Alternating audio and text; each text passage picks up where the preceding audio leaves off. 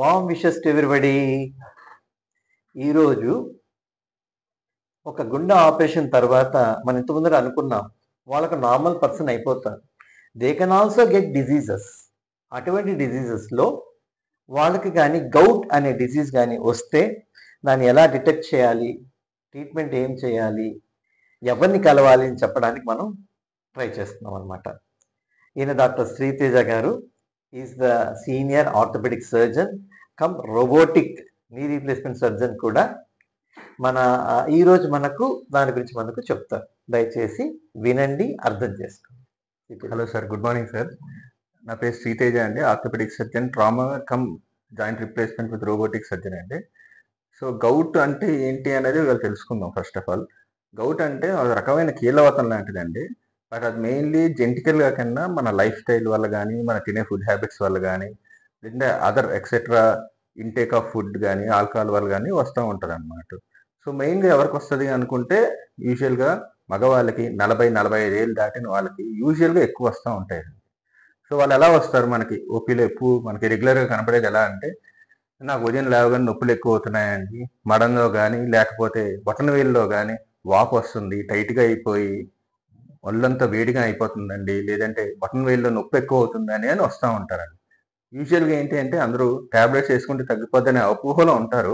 కానీ యూజువల్గా ట్యాబ్లెట్స్ అనేవి టెంపరీ అండి, అంటే 5-6 గంటలు మాత్రమే పనిచేస్తూ ఉంటాయి. కానీ తర్వాత మళ్ళీ నార్మల్ అయిపోతూ ఉంటారు అన్నమాట.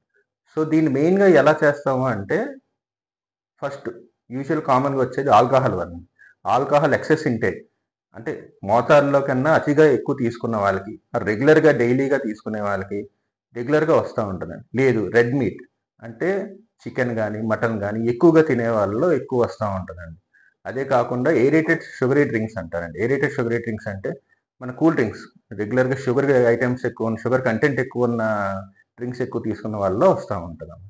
సో మనం ఫస్ట్ ఆఫ్ ఆల్ వీటిని తగ్గించుకుంటే ఆటోమేటిక్గా అది తగ్గుతూ ఉంటుంది అన్నమాట. ఇప్పుడు ఈ గౌట్ అనేది యూరిక్ యాసిడ్ అనే ఒక కెమికల్ ఉంటుందండి బాడీలో. అది ఎప్పుడైతే ఈ పదార్థాలు ఎక్కువ తీసుకుంటున్నామో అది వెళ్ళి జాయింట్లో ఉండిపోతూ ఉంటుంది. ఆ జాయింట్లో ఉండిపోవడం వల్ల నడుస్తున్నప్పుడు కానీ, కూర్చున్నప్పుడు కానీ, మెట్లు ఎక్కినప్పుడు కానీ తీవ్రమైన నొప్పి వస్తూ ఉంటుంది అన్నమాట.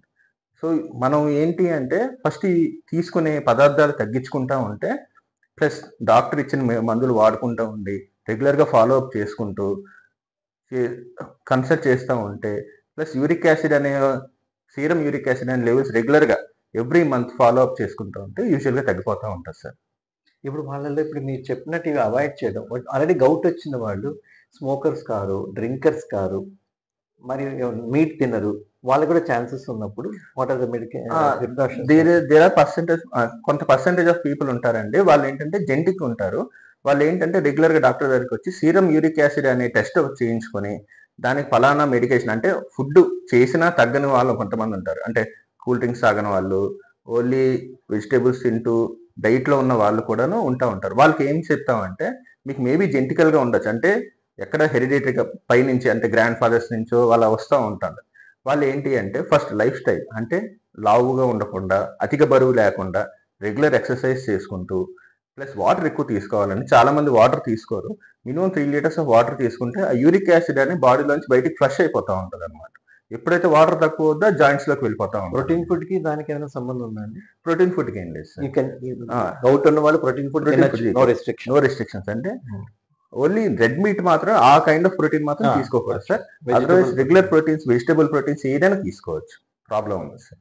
ఓకే, అయితే మీకు అర్థమైంటుంది కదండి. ఏ రోగమైనా కూడా ఒక జాగ్రత్తగా మనం తీసుకుంటే, doctor advice plus life style modification చేసుకుంటే ఇట్ విల్ బి క్లియర్. ఓకేనా? సర్వే జన సుఖినో భవంతు.